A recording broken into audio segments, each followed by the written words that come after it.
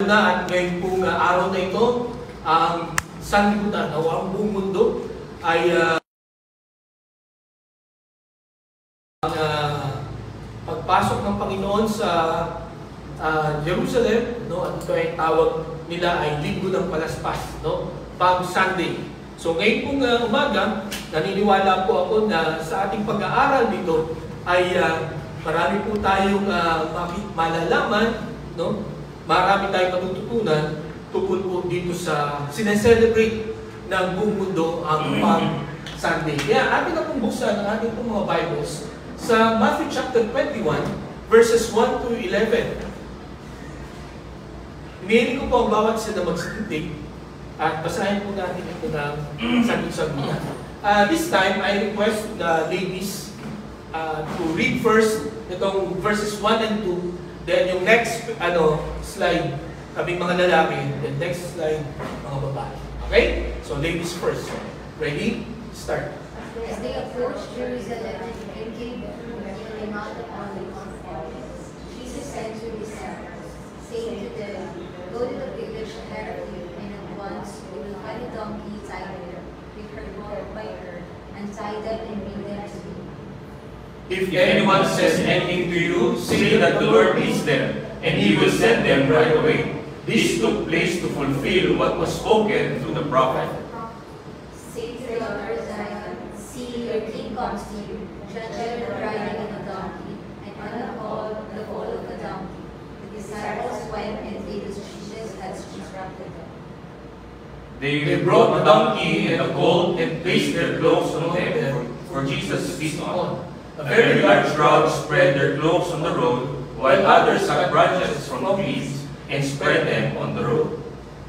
The crowds that went ahead of him and those that followed shouted, "Hosanna to the Son of David!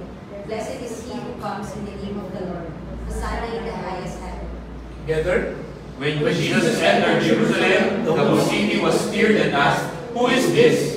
The crowds answered, "This is Jesus, the prophet from Nazareth in Galilee." Pagpalain po ng Panginoon ang pagkabasa ng kanyang salita, tayo po'y manalangin.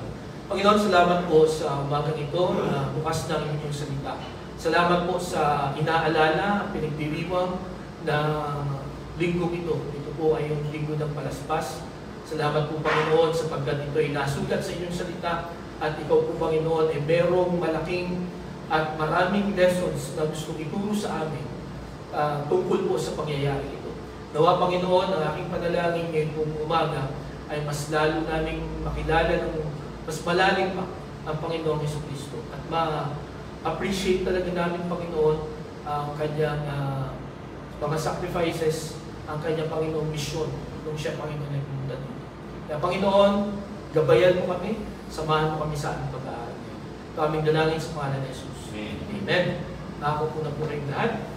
Marahil, kung hindi man lahat tayo or marami sa atin, or siguro sa ating number ngayon, marahil ay marami ang nakapunta na sa NAIA, no? Terminal 1. Okay? Alam niyo po ba, sabi ng Philippine Statistics Authority, ay meron daw 2.44 million na OFW ngayon pong 2025. No? Ito ay mga documented. No? So hindi ko alam kung gaano karami yung mga undocumented. Pero ayon sa listahan ng PSA, no, ay 2.44 million ang OFW. At ayon naman po sa Bureau of Immigration, every day daw merong 30 to 31,000 na mga OFW ang bumabiyahe. Okay? Imagine every day, 31,000 ang pupunta sa ibang bansa para magtrabaho. Pero pa yung mga pupunta sa ibang bansa para maging tourist.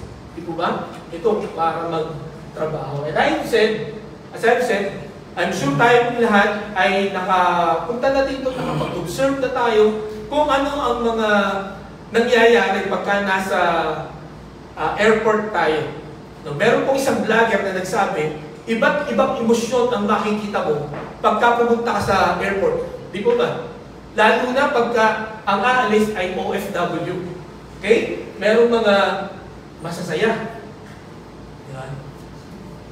Nanay Bel, nung umalis mo si Tatay Will, masaya ka. Oo. Kasi bawal akong umiyak kasi maalas yun. Okay. So, may mga masasaya, di ba? Pangalawa, merong mga inaantok o pagod, no? Na makikita ka. Pangatlo, may makikita kang ngiting tagumpay. Di ba? May mga nag-propose, no? At may mga, alam ako, na mga nag-propose sa airport, no? Bago umalis or pagdating, no? Hindi ko naisip yun, ano? Okay? So, meron naman na malungkot. Yan, no? Ito yung reality. No? At meron din na iyakan talaga. Paiyakan. At alam po ninyo, sabi ng vlogger na yun, ang pinakamalungkot na lugar daw sa mga OFW ay airport. Tama ba? Totoo ba yun? Most of the time, di ba? Meron kaming friend na pumunta ng Czech Republic itong week na to at pinost niya yung kanilang pagpapaalaman at talagang yung anak niya na 2 years old, ayaw talagang bumitaw sa kanya. At ang lakas ng iyak. No? So yung asawa niya, umiyak din. Yung kanyang nanay, umiyak din. Yung kanyang tatay, yung kanyang mga kapatid. Isang barangay na nagkatid sa kanya. No? Umiiyak lahat sila.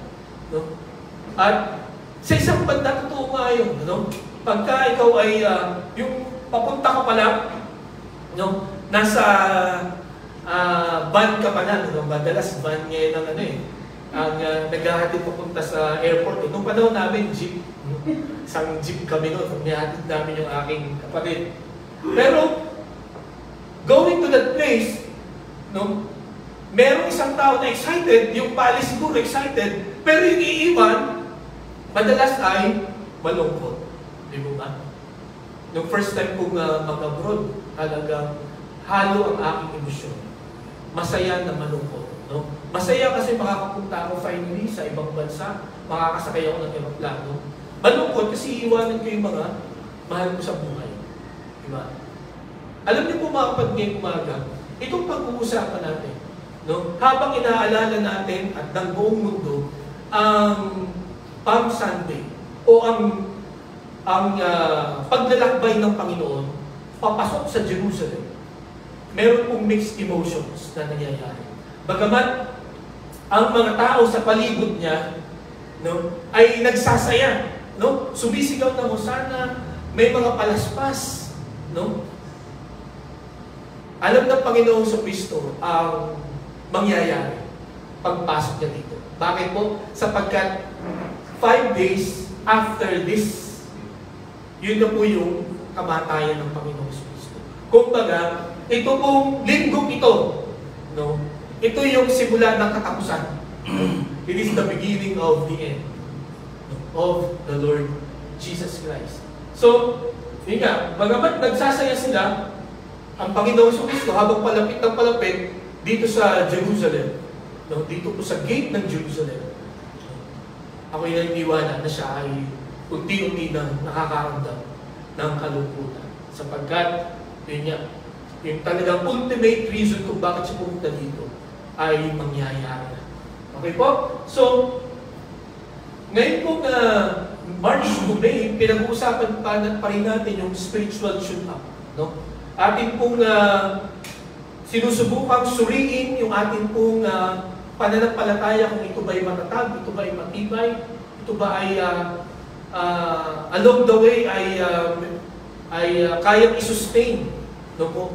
Yung ating pananampalataya sa kabila ng maraming mga false teachings, no? Mga fake news na nababasa tayo. At hindi lamang mga fakes, kundi yung mga real experiences natin, real circumstances natin, di ba? Na napakahirap, no? Ang daming mga challenges. Alam nyo, naapektuhan talaga yung mga pananampalataya natin. Lalo na pagka tayo ay nag-pray, pray tayo ng pray, tapos parang walang sagot. Maapektuhan talaga yung ating faith. At pagka ganun po ang na-experience natin, we need a spiritual tune-up. We need to know who the Lord is. No? Dapat makilala natin, malaman talaga natin. At dito, no, this is the best time to know who God is in our lives. Sa mga panahon na tayo po ay naglalakad sa madilim na lugar. No? Sa mga panahon na napakahirap ng mga dinadaanan natin. Alam niyo ba kung bakit? Sapagkat dito sa mga panahon ito, mas totoo, no? Mas sincere ang ating pong pagtawag sa ating pong Panginoon. Naalala ko po yung kapatid nung Bible movement namin sa Mindoro. No? Siya po ay na-experience yung shipwreck dahil sa Batanes, talagang anong tawag dito? Malakas ang mga alon doon. So na-experience niya daw yung shipwreck. Nasira yung kanilang barko. At siya ay palutang-lutang lang sa dagat na isang lad lang yung kanyang troso lang yung kanyang hinahawakan. At nung siya daw ay finally ma-rescue, ang kwento niya doon sa kanyang mga kapatid, grabe. First time ko nag-pray ng totoo. Talagang totoo, nagbabakaawa talaga sa Panginoon, no, na mailigtas. Sa mga ganun pong mga panahon sa mga sakuna, ewan ko kung ito ay totoo sa inyo, but sa akin, sa mga panahon na gano'n, mas nakikilala ko kung sino ang Panginoon. We need to have a spiritual tune-up. Okay, nakita po natin last Sunday, ang ating pong pinag-aralan ay sino ang Panginoong Jesucristo? Who is Jesus to you? No? Kung may magtatanong sa inyo, no, sino ba si Jesus? Ano ang ating pong isasagot? Nawa maging sagot natin ay katulad ng sinagot ni Pedro. You are the Christ, the Son of the living God. At alam nyo, pagkakilala natin ang Panginoong Jesucristo as the Son of the living God, no, He is the Christ. That is enough, no, for us to know who He is. Kaya lang mga kapatid, dun lang po sa mga pangalan na yun na binanggit ni Pedro, dun po tayo talaga nag-struggle pa rin hanggang ngayon. No? Nahihirapan po tayo, no, na makilalanin ang Panginoon as the Son of God, no, as the Christ. Alam niyo po ba kung bakit? Sapagkat maraming beses hindi natin siya pinapakinggan. Maraming beses, no po, yung sarili pa rin natin ang ating pong sinusunod. Kaya sa maraming beses sa ating pong buhay, marami tayong failures, marami tayong kabiguan na nakakarasan. Mga kapatid, din pong umaga, nais ko pong kilalanin natin, no, ang isa pang pagpapakilala ng Panginoon sa kanyang sarili, who is the King of Palm Sunday, ang hari ng Linggo ng Palaspas. Okay? Nagkaroon po ng Palm Sunday, hindi dahil sa mga palms. Okay? Hindi dahil sa araw ng linggo, hindi dahil sa mga tao na nagpuri sa Panginoon that time. Nagkaroon ng Palm Sunday, hindi dahil lang sa asno na sinakyan niya, or doon sa mga clothes na nilatag sa kalsada for him. Nagkaroon, at lagi natin itong inaalala at pinag-aaralan, ang Palm Sunday because of the King of the Palm Sunday. At yan po, makikita natin, nagpakilala ang Panginoon dito, no, sa panibagong level, no, ng pagkakilala sa Kanya. Noong siya ay sumakay sa asno at pumunta sa Jerusalem. Po. At yun nga po, sinelebrate ng mga tao ang pagpasok ng Panginoon sa Jerusalem, no, at siya ay tinawag na King, no, of King this time. Okay? So, titignan po natin yung naging rota ng Panginoong Jesucristo. Kung makikita niyo yung yellow line, no? Sabi niya, galing siya ng Bethany, pupunta ng Bethpage, and then, diretso, pupunta siya ng Jerusalem. At kung makikita niyo ito, nandito yung Golgotha, saka nandito yung tomb. So, kita natin na after 5 days, no, dinala ang Panginoon dito, so part na ito, dito siya pinorture muna, and then dito siya dinala sa Golgotha. And then dito siya dilibing, no, sa tomb. So makita po natin dyan na itong bahaging ito, no, natin pag-aaralan, ay naandun na siya, malapit na siya sa gate ng Jerusalem.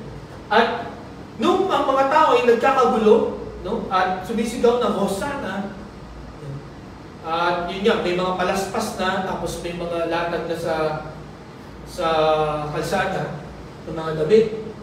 Ang tanong nila ay, who is this? No? Sino yan? No? Diba? Hindi nila kilala kung sino. No. At ang sagot ng mga tao, this is Jesus the prophet from Nazareth in Galilee. Tama ba yung pagkakilala sa kanya? He is the prophet from Nazareth in Galilee. Naniniwala ako ng mali ang pagkakilala ng mga tao sa kanya. At, alam niyo po, bakit ko nasabing mali ang pagkakilala? Sapagkat sa tradition, ano po, sa tradition at practice po ng mga Hudyo, ang isang tao na nakasakay sa asno at papasok sa Jerusalem, yun po ay ginagawa ng para sa hari. Mamaya makikita po natin kung sino yung gumawa, no? Na pumasok sa Jerusalem at sumakay siya sa asno at na-recognize siya as king. Okay? Kaya, kung ang isang tao, ano, lalo na ang Panginoong Jesucristo ay nakasakay sa asno at sumisigaw ang mga tao ng Hosanna, Son of David, dapat nung tinanong yung mga tao, who is this? Dapat ang naging sagot nila ay, He is the King from Nazareth. Kasi king lang ang gumagawa. Pero ang sabi nila, He is a prophet. Kumbaga, katulad lang nung ni John the Baptist, no, ni Isaiah, at yung iba pang mga propeta na dito. But this man is different. At ito ang pag-aaralan natin yan. No? Meron tayong 4 na description nitong hari ng Palm Sunday. Okay? Ang una na makikita po natin, He is the sovereign king. No? He is the sovereign king. Siya ang pinakamakapangyarihan na hari. Okay? So bakit siya naging pinakamakapangyarihan na hari? At paano niya pinakita dito yung kanyang sovereignty? Okay? Kung babalik po tayo dito sa, or ano bang ibig sabihin ng sovereignty muna? Basahin po natin. Ready? God's supreme power, authority, and dominion over all creation. It signifies God's absolute control and right rule with no limitations or external constraints.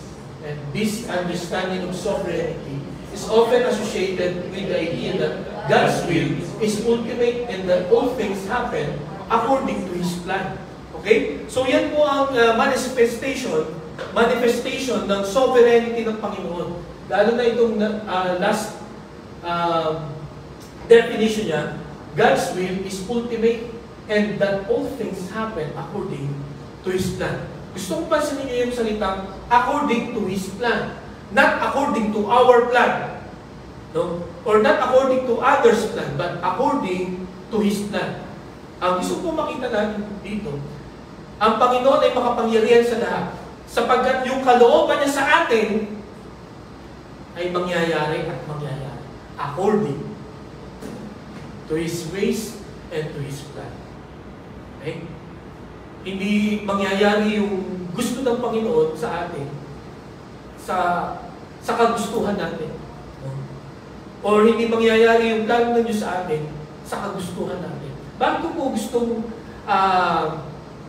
maintindihan natin yung according to His plan? Sapagkat marami po sa mga prayers natin, mga kapatid. Ewan ko po kung maalala nyo ang inyong mga prayers. Hindi, nakapag-pray na ba kayo na, Lord, gusto ko ganito ang gawin mo. Gusto ko ganito ang mangyari. Nalala ko nung binata pa ako, nung mag-boyfriend, girlfriend pa lang kami ng wife, sabi ko sa Panginoon, Lord, gusto ko mag-asawa ng 23 years old. Ako yata ay 18 pa lang. 23 years old. Kung may girlfriend ako noon or wala, kung kami o kung sino ang girlfriend ko ng 23, yun ang aking papakasal. Dumating ang 23. So, sabi ko, Lord, mukhang hindi pa kami ready. So, 25. Sabi ko gano'n. By hook or by crook, sabi ko gano'n sa Panginoon. At hindi rin nangyari. No? At napag-asawa ako after 10 years pa. So, Ang masasabi ko doon, yung kalooban ng Panginoon ang nangyari. Hindi yung kalooban natin.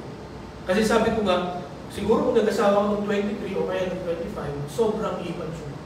Sobrang immature ko pa nun. Hindi ko pa alam kung ano ang mga plano sa buhay. Lagi akong tinatanong ng aking wife doon, ano bang plano mo?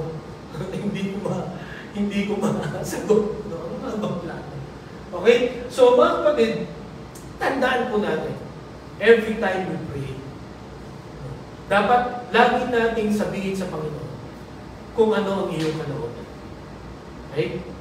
Kasi kung ang lagi masusunod sa ating pagpipray ay tayo, no? Kung tayo ay lagi magbabarging, no? Kung tayo lagi ay magbibigay ng kondisyon, at kung ang basis ng ating pagsunod sa Panginoon ay depende sa pagsagot niya sa gusto natin, ay magtatakbo tayo, magagaling tayo.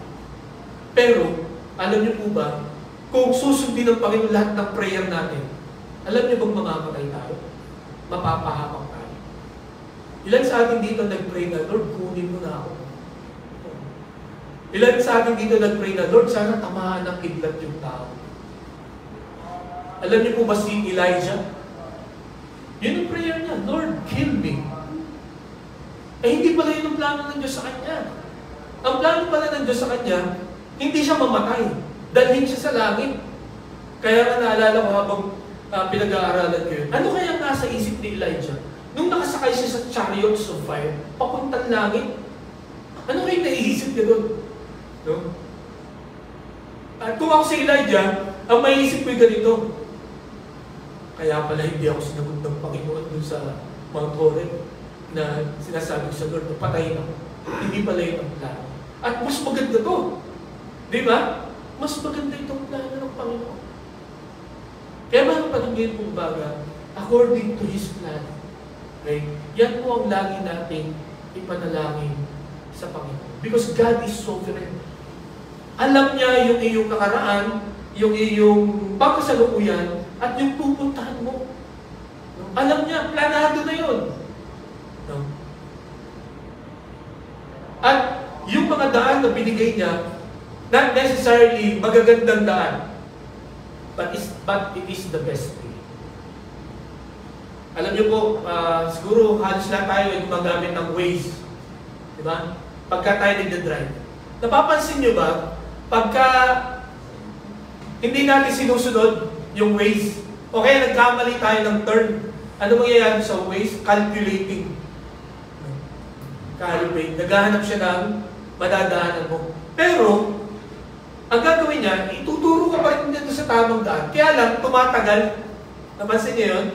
Yung sa halip na 30 minutes lang, pero dahil sa dumaan ka sa hindi dapat daanan, inabot ka ng 1 oras, o inabot ka ng 2 oras. Pero makakarating ka pa rin. Okay? Doon ka pa rin niya ituturo sa dapat mong daanan at sa dapat mong marating. Nakuha niyo po ako? God is sovereign. No? Kung hindi man tayo sumunod sa Kanya, doon pa rin niya tayo dadating. Okay? Kaya lagyan niya, mahihirapan na tayo. Di ba? At ito po ang ipinakita ng Panginoong Jesucristo, His sovereignty.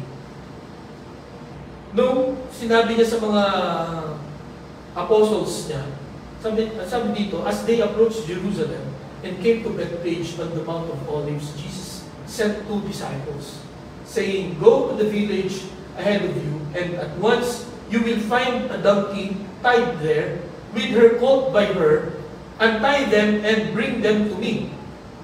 Okay? So, hindi pa naman nakakapunta dito ang Panginoon ahead. Diba? Sabay-sabay silang naglalakad from Bethphage. Pero sinabihan na niya, nung nasa Mount of Olives na sila, sinabi niya sa dalawa niyang apostolo, pumunta kayo ahead. No? Meron kayo makikitang asno or donkey na nakatali, no, na may anak, kunin niyo yun. At dalhin niyo sa akin. At sabi dito, if anyone say anything to you, say that the Lord bids them, and He will send them right away. So pag kami nagtanong sa inyo, bakit mo kukunin yan? Saan mo yan dadalhin? Sabihin niyo lang, kailangan siya ng Panginoon. at ibibigay niya na agad sa iyo. Ano nangyari? Nasabi sa verse 4, this took place to fulfill what was spoken through the prophet. Ano yung sinabi ng prophet na yun? Say to the daughter Zion, see, your king comes to you, gentle and riding on a donkey, and on a colt, the foal of a donkey. The disciples went and did as Jesus had instructed them. Okay? So makita natin dito na yung paggawa pala ng Panginoon noon ay according sa plan, according sa prophecy. Saan ba itong prophecy ito? Saan yung mababasa itong verse 5? Sa Zechariah chapter 9, verse 9. This was written 500 years ago. No? 500 years before the actual happened. Okay? Imagine, 500 years ago. Tapos, ito natupad. Ano sabi niya? Rejoice greatly, daughter Zion. Shout, daughter Jerusalem. See, your king comes to you, righteous and victorious, lowly and riding on a donkey, on a colt, the foal of a donkey. Okay? So, sino ang makaisip na gumawa niyan? Kung walang nag-i-instruct, kung walang nag-guide. Okay? At alam mo ba ninyo, kung ito ay nangyari 500 years bago yung realization nito, 1,800 years bago ito, ay pre-prophesy na ito ni Jacob. Nung pinag-pray niya yung isang anak niya na ang pangalan ay Judah. Okay? Anong sabi? Basahin niya po natin. Ready? Begin.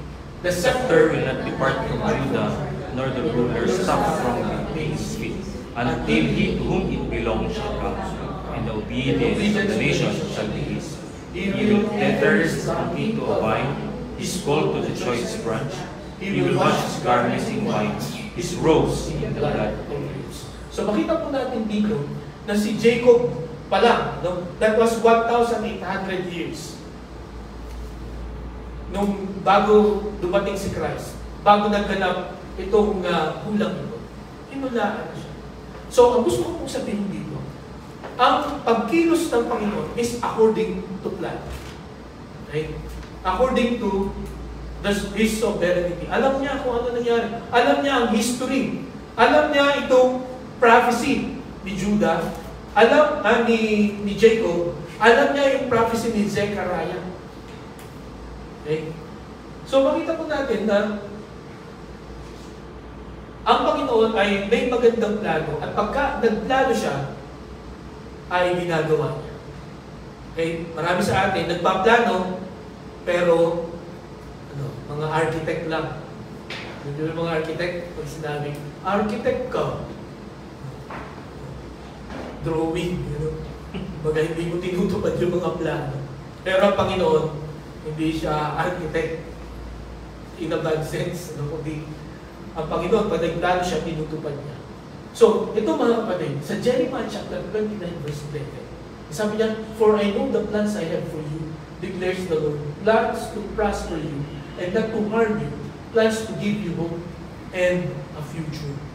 Ilan sa atin dito yung kiniklaim that God has a wonderful plan for your life. May magandang plano ang Diyos sa atin. Okay? May mabuting plano ang Diyos. Marahil hindi natin ito mapanghawakan because of this. Sabi sa Job chapter 23 verse 10, but He knows the way that I take. When He has tested me, I will come forth as gold. Okay? Madalas parang hindi natin mapanindigan itong magandang plano ng Panginoon sapagkat nararanasan natin yung test. Diba? Mga kapatid, napakaganda ng plano sa atin ng Panginoon. But God has to test us. Bakit po? Sapagkat makasalanan tayo. Innate po sa atin ang sumuway sa Panginoon. Kaya kailangan padaanin tayo sa pagsubok. Katulad ng ginawa niya kay Job. No? Si Job, ang description sa kanya, siya ang pinakamatuwid na tao. Nung kapanahonan niya. Imagine that. Tapos, hinayaan ng Panginoon na subuhin siya ng Job. At napakatindi. Napakatindi ng pagsubok na ginawa sa kanya. Kaya mga kapatid, gusto kong malaman natin ngayong umaga na hindi porket tayo ay tapat sa Panginoon, lagi tayong pupunta sa church, no? Lagi tayong nananalangin at nagdi-devotion, pagiging exempted na tayo sa pagsubok. No? Or papahinain ng Panginoon yung pagsubok. Kung mabait naman itong tao ito, masuluhin sa akin. So, hanggang level 5 lang. No, hindi ko papabutin sa 7 or 8. Hindi po. No? Si Job, no? Siya ang pinakamatuwid, ha? Kahit yung kasalanan ng kanyang mga anak na hindi nila alam, inihingi niya ng tawad. Siya din, no? Lagi siya nag-aalay sa Panginoon. Lagi niyang sinusunod ang Panginoon. Pero God allowed him to be tested. At alam niyo, when you are close with God, no? When you know that God is sovereign, ito po ang magiging attitude natin pag may pagsubok. Sabi niya, He knows the way that I take. Alam niyo pinagdadaanan ko. No? Hindi siya nakatingin sa kung saan. Hindi siya busy. No? Alam niyo pinagdadaanan. Alam niya mga struggles ko. No? Alam niya mga problema. Sabi dito ni Job, when He has tested me, I will come forth as good. Paglabas ko, pagkatapos ko, pag nalampasan ko, pag napagtagumpay ko mga pagsubok na ito, I know na magiging kasing kinang ako ng dito. Ano po ang ibig sabihin? Pinapadaan tayo ng Panginoon dito para matupad ang Jeremiah chapter 29:11. Kung walang testing, walang Jeremiah 29:11. Okay? Bakit? Because all of us are sinners. Marumi tayo, kailangan nating linisin. At mararanasan lang natin ang magandang plano ng Panginoon sa atin kung malinis tayo. Kayo po ba ay madalas kumain sa, or gusto nyo bang kumain sa isang plato na madumi? Hindi kayo kakain doon, di ba? Bawa, inahinan kayo, sarap ng pagkain. Tapos may nakita kayo na ano? Na naglakad na ipis. May lumakad na ipis mo sa... Di ba kahit gano'n siya kasarap, kahit paborito mo yan, hindi mo yung kakainin. Hindi mo gagamitin ang gano'ng klase sisiglan. Di ba? Kailangan linisin muna siya. No? Kailangan linisin mo bago siya magamit. Ay, ganun din tayo mga kapatid. Diba? Tanggapin natin ang hindi. Tayo po ay maruming makasalanan sa harap ng Diyos. God has to cleanse us. Yun nga dahilan kung bakit dumating ang Panginoon sa Kristo para malinis tayo. At may experience lang po natin ito, itong magandang plano ng Panginoon. When God tests us. Kaya kung sa umagang ito, parang kayo po ay nasa kalagitnaan ng pagsubok. Sana ito rin po ang maging attitude natin, ang lagi natin isipin, ang ating pong panghawakan. Una, sabi ni Job, I will come forth as gold. Ano pong ibig sabihin ng sinabi niya yun? Matatapos dito. Matatapos dito. At pagkatapos ko dito, I will come forth. Kaya kung ano man yung pagsubok natin ngayon mga kapatid, matatapos din yan. At paglampas nyo dyan, you will come forth. Magiging kasintinang tayo ng dito. At mararanasan po natin itong magandang plano ng Panginoon sa bawat isa po sa atin. So makita po natin yung sovereignty ng haring ito. No? Pinakita niya dito sa mga apostles, no? Na alam niya yung nangyayari. No? Alam niya yung mangyayari. At sa atin ngayon kung umaga, ang gustong maalala ng Panginoon sa atin, when we study about the sovereignty of this king, ay yung kanyang ability. No? He wants us to remember that He is able. No? His ability. He's powerful. No? Itong King of Palm Sunday, He is a sovereign King. And He wants us to know that this King is able. Kaya.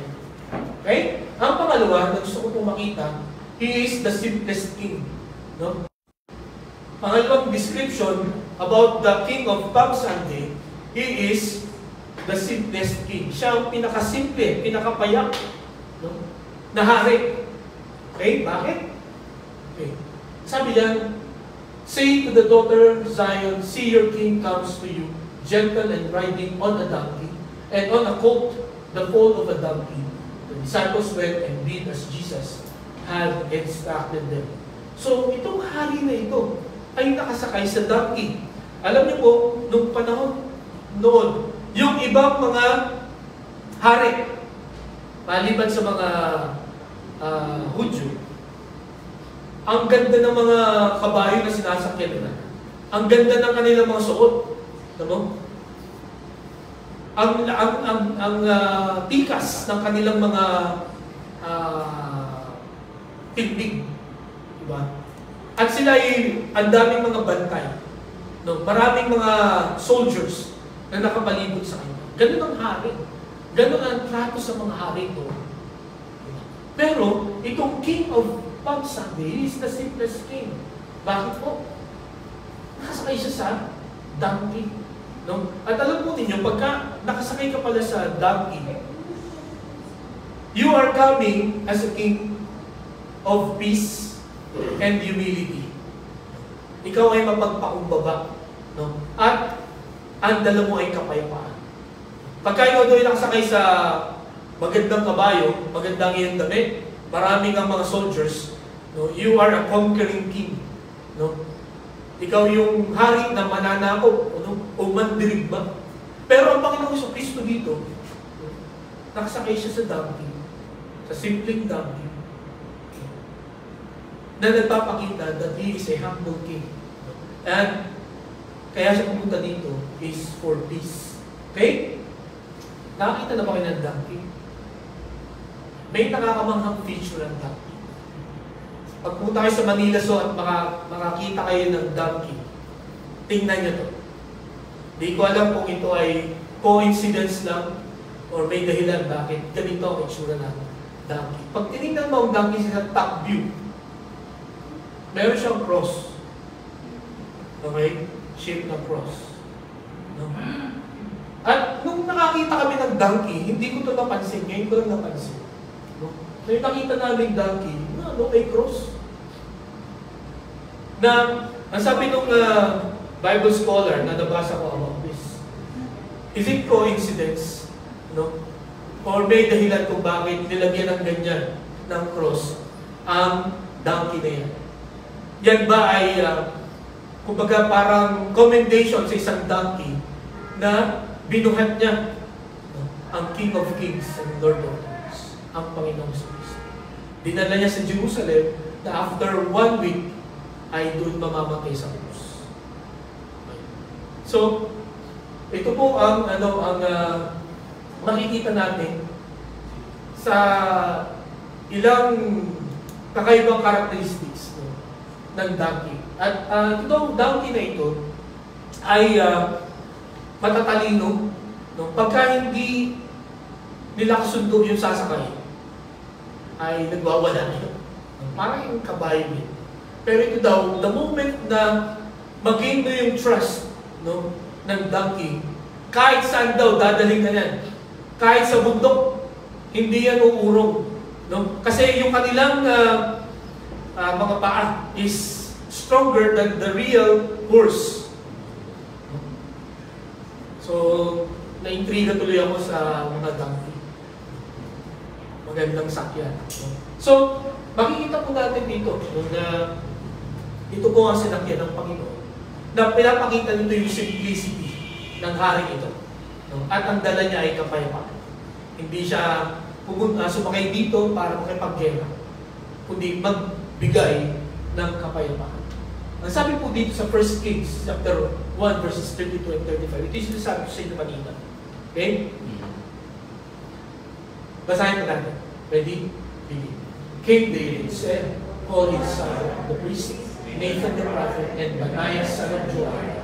When they came before the king, he said to them, Take your own servant with you, and have Solomon's my son mount my own mule, and take him down to Gihon.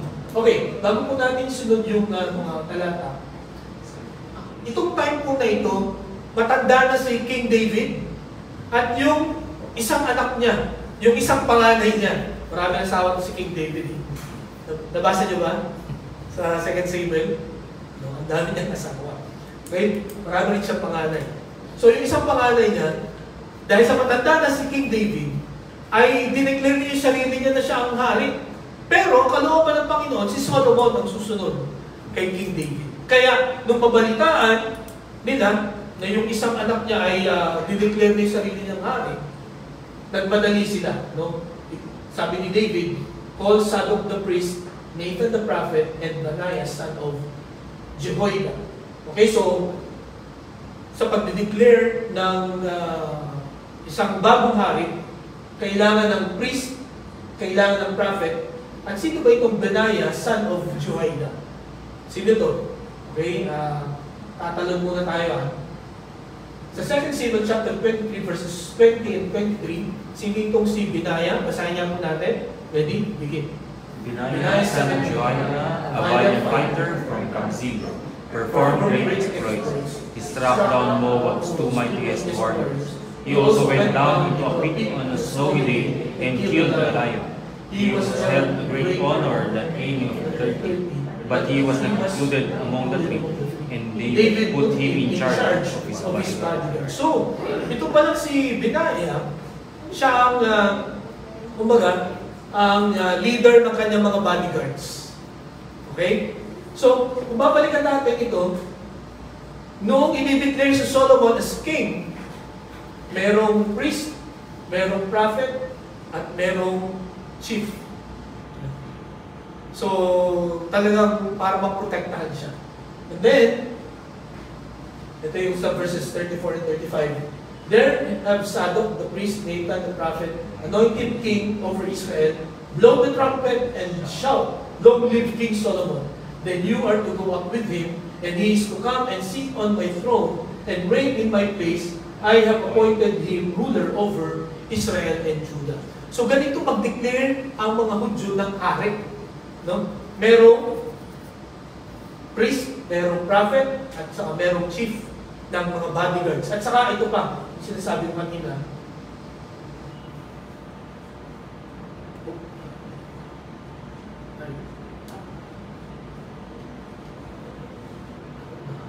nakita nyo tuloy yung aking okay, yung my own mule, yung mule yan, ito daw ay ano tawag doon, hybrid ng male donkey at saka ng female horse, kabaliktad. Female donkey at saka ano sabi ko? Female na horse at saka male na donkey. Itong mule. Okay? So, doon sumasakay ang mga hari. No? Na ang itsura niya, pag nakita niyo, mukhang donkey pa rin. Okay? So, makita natin dito na hindi katulad dito ng pagpasok ng Panginoon sa Jerusalem. No? Walang priest, walang prophet, walang Benaiah siyang kasama. Siya lang. Ang pumasok sa mga apostol niya, na mga hindi naman kilala, mga ordinaryong tao. Kung titingnan din natin, yung nung coronation ni King Charles, no, III, alam niyo ba itong karwaheng ito? Ito yung ginamit niya, papunta doon sa coronation niya. Okay? Imagine, napakaganda, parang si Cinderella ba? Okay. Kung sasakay ka sa ganyang karwahe, talaga anong mararamdaman mo? So talagang tapos gwardyado, no, at ang ganda ng kabayo. After the coronation, ito na ang karwahe niya. Gold na. Diba?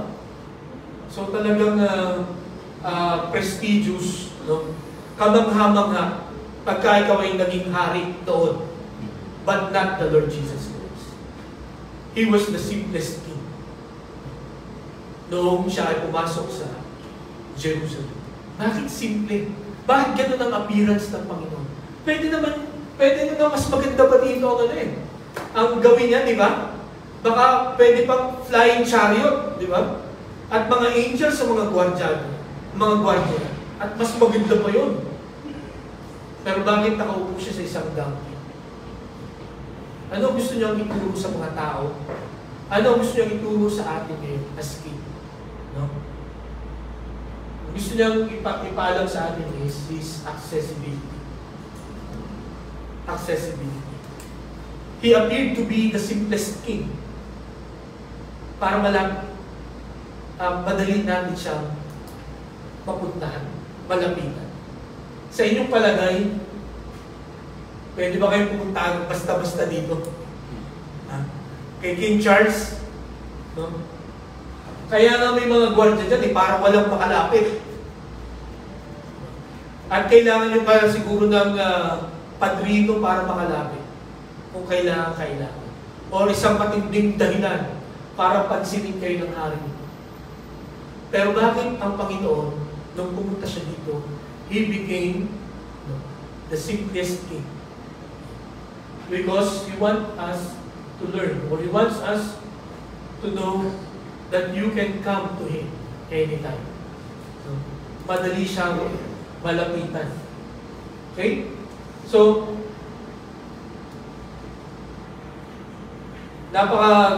marami tayong mga talata dito na makikita. Like sa Jeremiah chapter 10, verse 3. No? Ano nga sabi doon? Call unto me, and I will answer. Sasagot na ito ang Panginoon. Hindi na sasabihin na pag tumawag ka, maghintay ka ng mga 10 years. Diba? Or 1 week. The Lord will answer. Hindi ka niya i-reject. Okay? So, yun po ang gusto ipakita ng Panginoon. Nung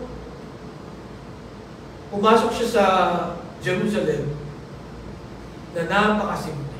Walang gwardya, walang chariots, walang mga horses, walang priest, walang prophets, walang mga prominent people, walang media, diba? Wala ring budget.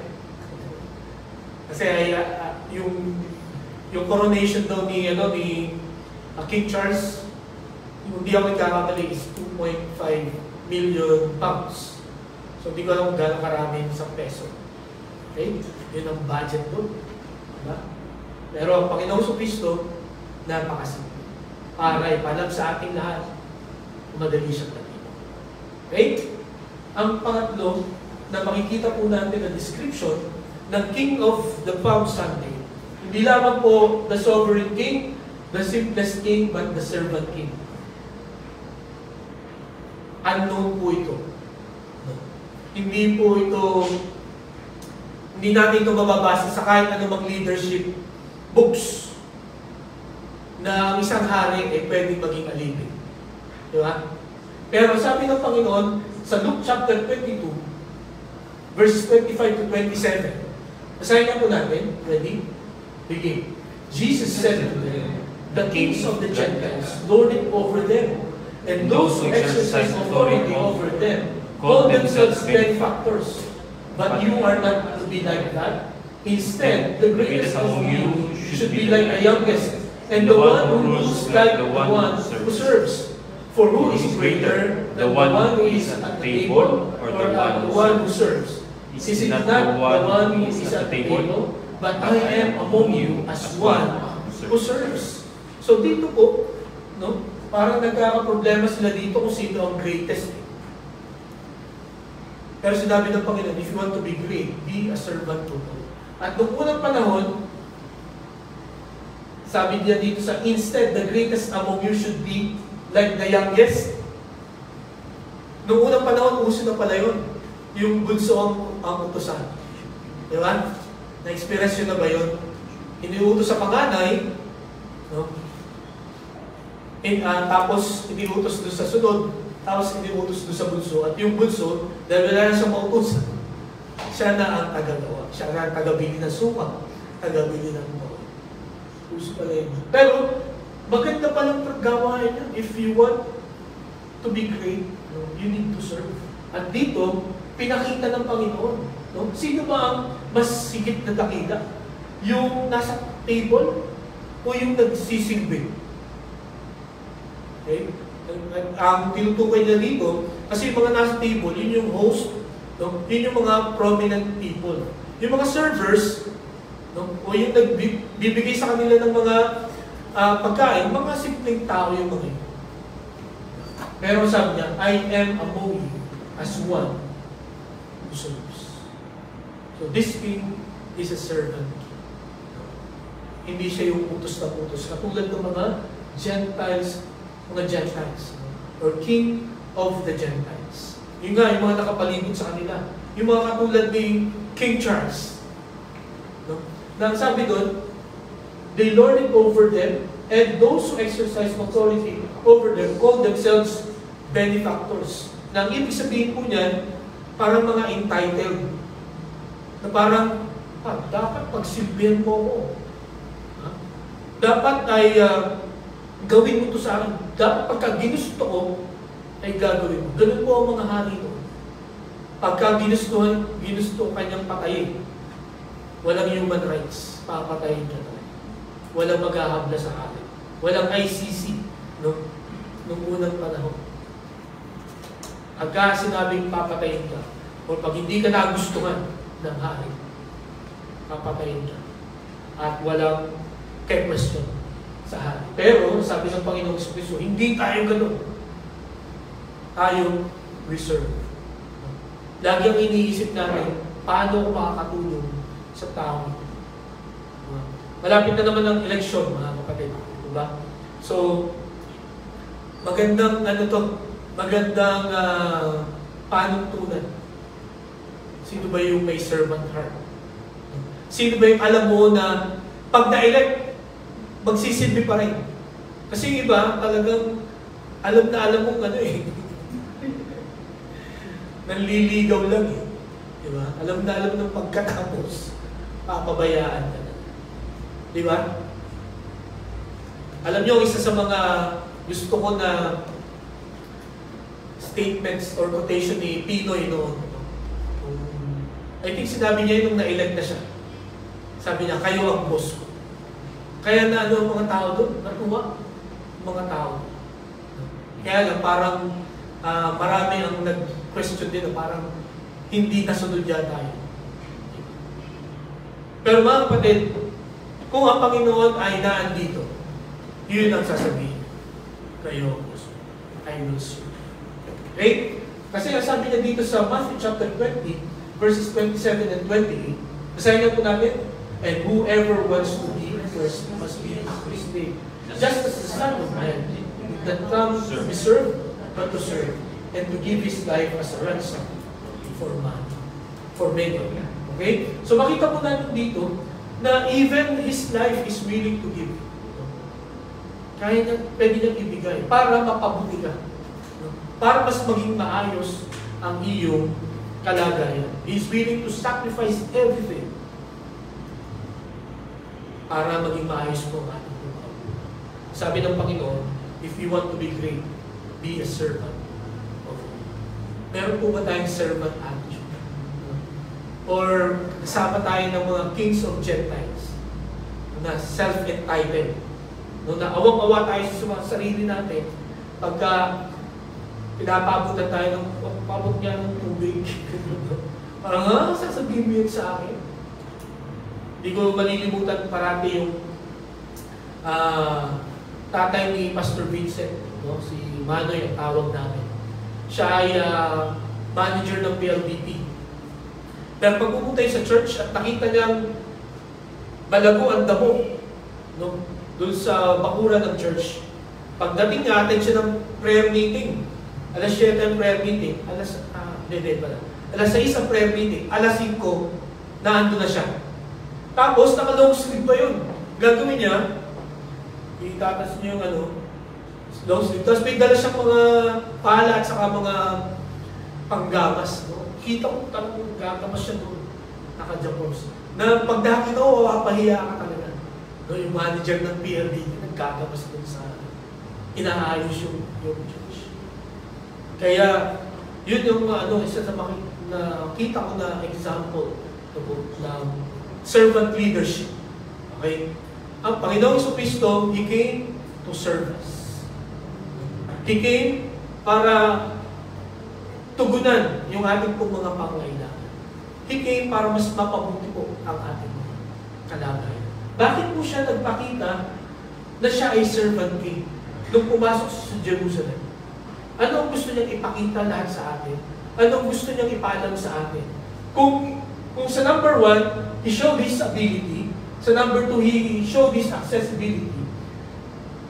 Sa pangatlo, He showed His availability. Ang ibig pong sabihin, ang Panginoon, by becoming a servant king, gusto niyang ipaalam sa ating lahat that He is always available. Wala kang makikitang at maririnig na busy signal. No? Wala kang makikita na Jesus is out. Kundi Jesus is always in. He is always ready, no, to help us, to guide us, no, sa ating pong mga struggles namin. Sabi sa Matthew chapter 11 verse 28, "Come to me, all you who are weary and burdened, and I will give you rest." No, so kung pagod na tayo, kung tayo po ay parang gusto nang mag-quit, no? Nahihirapan na tayo sa buhay na ito, let us come to God. Let us come to Jesus. Humingi tayo ng tulong sa ating Panginoon. Ang sabi niya, I'm going to give you rest. Bibigyan kita ng kapahinga. At alam niyo, pag nakapagpahinga kayo, hindi niya sinabi dito, napansin niyo ha, hindi niya sinabi niya na I will take your problems away. Ang sinabi niya, I will give you rest. Anong ibig sabihin doon? Bibigyan ka na ng rest para makapag-isip ka ng maayos. Para makita mo, marinig mo kung anong solusyon sa mga problema. Katulad ng ating napag-usapan last time, madalas kaya hindi tayo makaisip ng tama sapagkat tayo pong lahat ay mga pagod na, tayong lahat ay taranta na. Di ba? Mas marami tayong mali na nagagawa pagka maligalig ang ating pong mga isipan. Pero salamat sa Panginoon sapagkat iniimbita niya tayo, tinatawag niya tayong lahat to come to Him if you are tired and weary because He will give us rest. Baka mga kapatid, ngayong umaga kailangan natin ay lumapit sa Panginoon. Sabihin natin, Lord, hindi ko na kaya ito. Bahala ka. Bahala ka. At alam nyo, madalas pagka ganun daw ang prayer natin, doon nagpapakita. Doon niya pinapakita kung sino siya. Doon niya ipapaalam sa atin that Jesus is always available. He's always there. Watching us, ready to help. Ang sabi pa sa Matthew chapter 20, verse 20, "Surely I am with you always, to the very end of the age." No? Nandiyan ako, kasama ko kayo lagi, hindi paminsan-minsan. No? Hindi lang tuwing Monday, or hindi tuwing Holy Week. Hindi lang tuwing Pasko, nandiyan ang Panginoon. He is always there until the end of time. Until the end of the ages. Kaya mga kapatid, sa umagang ito, kung feeling ninyo nag-iisa kayo, kung feeling natin wala tayong kakampi, wala tayong kasama o katulong, nagkakamali kayo. Nagkakamali tayo sa gandang pakiramdam. Because sabi ng Panginoon, I will always be with you. Because He is available when we need Him. Okay? Kaya sana bago tayo dumiskarte, ng sarili nating paraan, unahin po muna ng tawagin ang Panginoon because He is always there. Because He is our servant king. Kung hindi siya kilala sa servant king, kilalanin siya na servant king sapagkat He is always available to help us. Okay? So ang panghuli na gusto ko pong makita natin na description ng King of the Palm Sunday, hindi lamang He is the sovereign king, simplest king, servant king, but He is the Savior King. Siya ang tagapagligtas na hari. Okay? Sabi dito sa verse 9, the crowds that went ahead of Him, and those that followed shouted, Hosanna to the Son of David. Blessed is He who comes in the name of the Lord. Hosanna in the highest heaven. Mga kapatid, ito pong salitang Hosanna, it is a Hebrew word. Hindi po ito word for praises. Okay? Hindi ito word to praise the Lord. Hindi po. Kundi, this is a word to pray. No? It is a plea. Na ang ibig sabihin po ng Hosanna ay, please save us. Okay? At yan po ay makikita natin sa Psalm 118 verse 25. Lord, save us. Lord, grant us success. Bakit po sinabi ng mga Hudyo during that time, Hosanna? No? Talagyan natin yung verse. Hosanna to the Son of David. Blessed is he who comes in the name of the Lord. Hosanna in the highest heaven. Ang ibig niya pong sabihin ay, save us, no, Son of David. No? Save us, no, in the highest heaven. No? Humingi ng tulong ang mga Hudyo, no, sa anak ni David, sapagkat may prophecy silang alam na darating ang hari na anak ni David. Bakit sila humihingi ng tulong? Bakit sila humihingi ng tagapagligtas? Sapagkat during this time, 100 years na po na sinakop sila ng Roman Empire. At grabe po ang pagpapahirap sa kanila. Imagine, wala kang kalayaan sa sarili mo bansa. May iba kang rules na sinusunod sa sarili mo bansa. At ikaw ay second class sa sarili mong bansa. No? Noon, basta Roman soldier ka.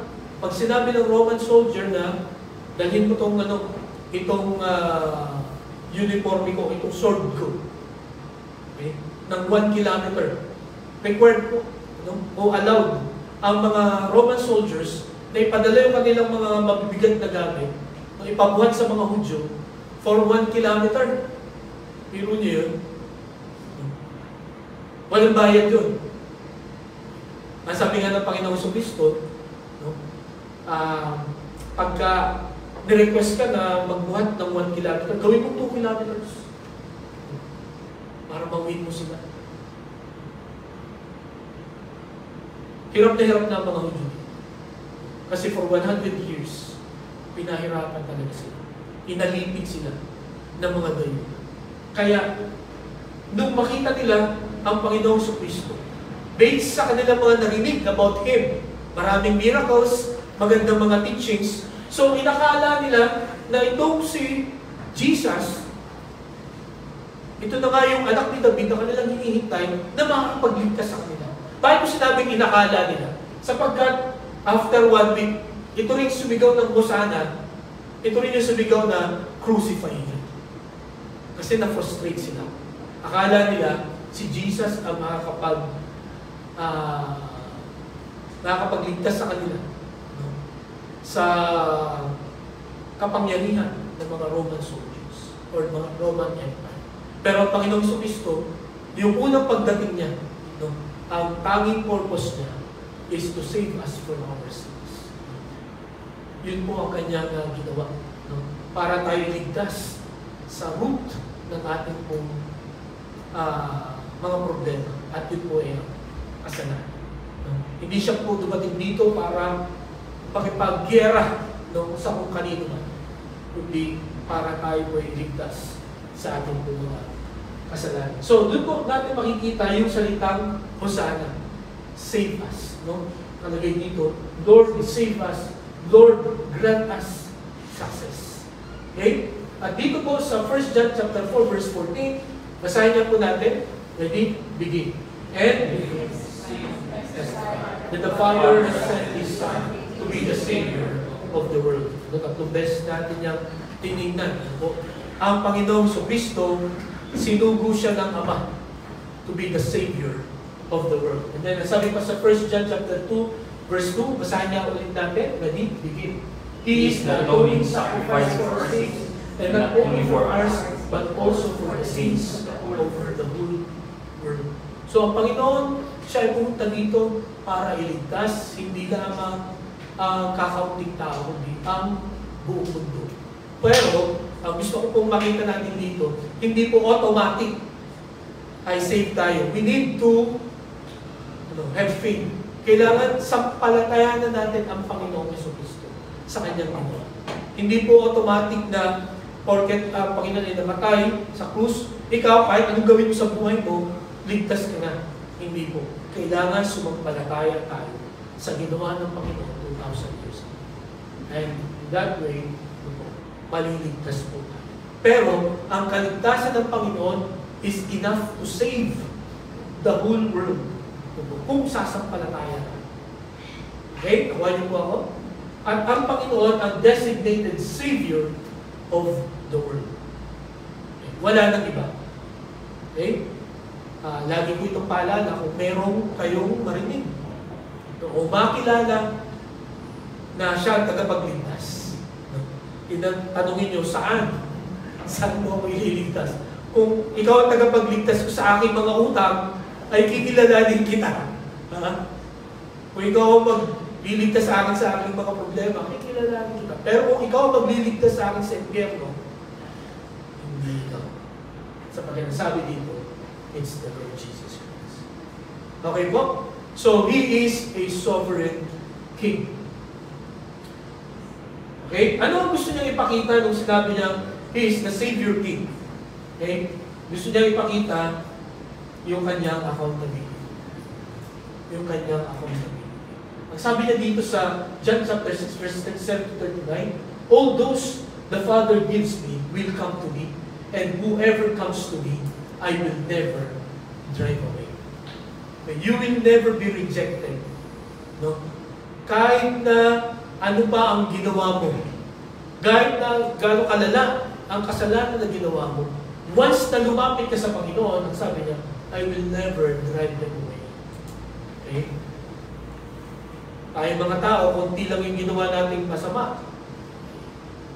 Lalo na kung mabalita niya sa social media, ay mararamdaman talaga natin yung rejection. Di po ba? Pero mga kapatid, ang Panginoon Jesucristo, He will never reject us or reject us. Sapagkat He is accountable. No? Sa agutin niya tayo. No? Talagang responsibilidad ng Panginoon na iligtas tayo. Tayo na ibinigay sa Kanya na. Okay? Ililigtas talaga tayo ng Panginoon. And then sabi pa dito, for I have come down from heaven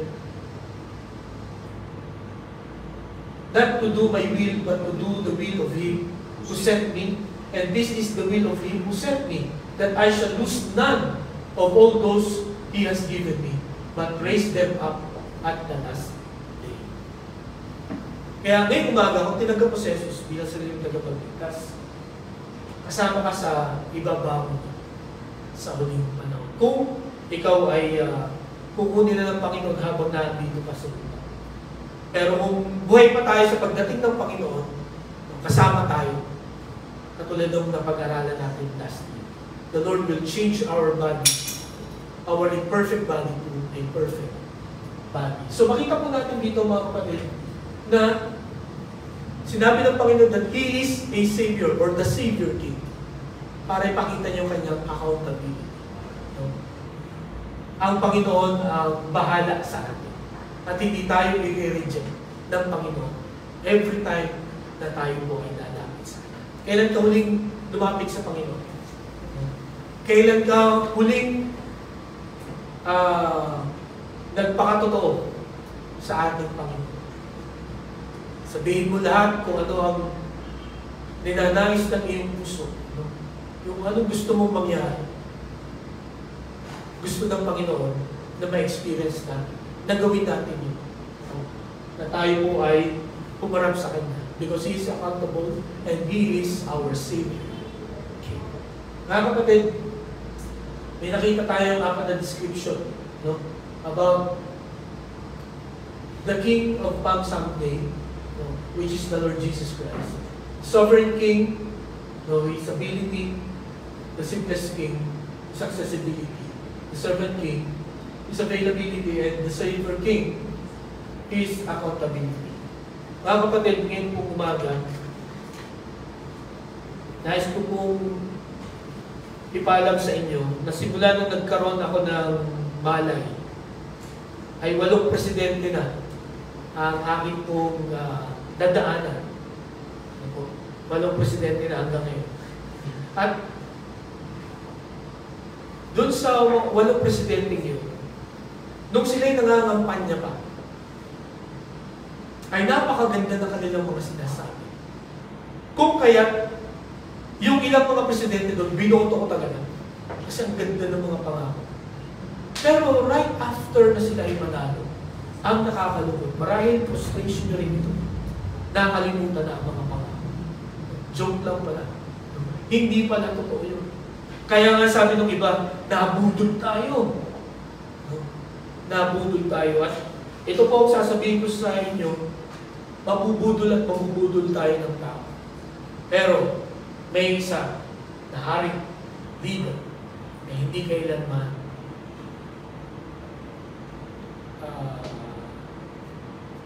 tawag dito. Hindi kailanman bubudulin tayo. Hindi tayo kailanman mabubudol o malolo. Sapagkat tuto pa rin niyang lahat ang kanyang mga pangako. Tuto pa rin niyang lahat ang kanyang mga plano sa buhay natin. Kaya ngayong umaga, ang nais ko pong gawin natin bilang tugon sa King of Palm Sunday. No? Tayo po ay magtiwala sa Kanya. Tayo po ay sumunod sa Kanya. At ating pong sambahin ang hari ng linggo ng Palaspas. Tayo po'y manalangin. Panginoon, salamat po sapagkat ang inyong salita ay maliwanag. Salamat po, Panginoon, sapagkat hindi mo hinayaan na hindi namin maintindihan ang inyong pong salita. Hindi mo hinayaan na itong mga ipinakita mo ay mawalan lamang ng kabuluhan. Tulungan mo kami na huwag naming pagdudahan ng Panginoong Kristo. Tulungan mo kami, Panginoon, na patuloy na pagtiwalaan siya. Lalo na sa panahon na dumadaan kami sa mga pagsubok. Lalo na sa panahon na mabigat ang aming Panginoong mga kalagayan, matindi ang pressure sa aming buhay. Tulungan mo kami na maging automatic na sa buhay namin na lumapit agad, tumawag agad sa aming Panginoon. Sapagkat ang Panginoon, Jesucristo, ay sovereign. Ang Panginoong Jesucristo ay simple. Ang Panginoong Jesucristo ay He is a servant king and a savior king. Na ang mga description ito ay ipinakita ng Panginoon para magtulak sa amin na lumapit at humingi ng tulong sa amin, Panginoon. Kung may isa o dalawa sa amin, Panginoon, na may mga pinagdadaanan niyo, Lord, nawa maranasan niya, maranasan namin kung sino ang King of the Palm Sunday. Salamat po sa katotohanan ito. Ito aming dalangin sa pangalan ng Jesus. Amen. Okay, so